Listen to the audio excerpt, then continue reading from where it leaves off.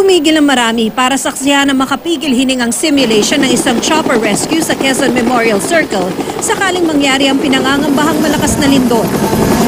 Mula sa pagtigil sa ere ng helicopter hanggang sa pagbaba ng rescuer sa pamamagitan ng lubid, sa pag-strap sa pasyente sa rescue crib at pag-akyat sa chopper at paglipad sa kanya sa Veterans Memorial Medical Center. Ipinakita rin kung paano rumisponde ang mga bombero, pulis at search and rescue. Duck cover and hold ay ginagawa sa mga gusali na hindi magko-collapse.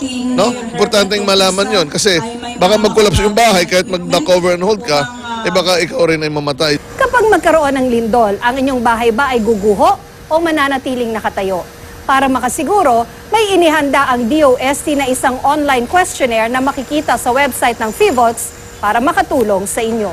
Aminado ang mga opisyal ng gobyerno na kapag nagkaroon ng malaking lindol o anumang kalamidad, posibleng may mga insidenteng hindi marespondehan gaya ng sunog. Kailangan natin na makisama yung komunidad. Hindi lang sila naghihintay ng mga responders, kundi sila mismo doon sa mga paligid ay tutulong sila. Ito mga drills na ginagawa natin dito, every time meron tayong natututunan. Nag-earthquake drill din ang mga nasa Philippine Heart Center at Quezon City Hall.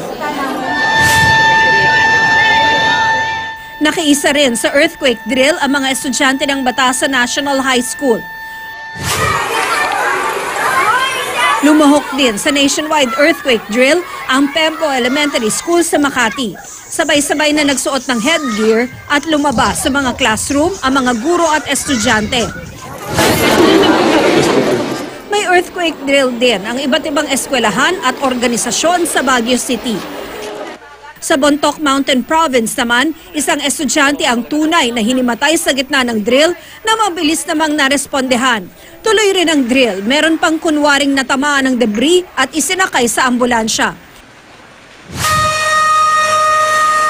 Sa Lawag City, Ilocos Norte, pati mga pulis kumasa sa earthquake drill. Nagsagawa sila ng rescue operation para sa mga kunwaring na-trap sa loob ng gusali. Binombahan din nila ng tubig ang kunwaring nasusunog na gusali. Tina Panganiban Perez, GMA News.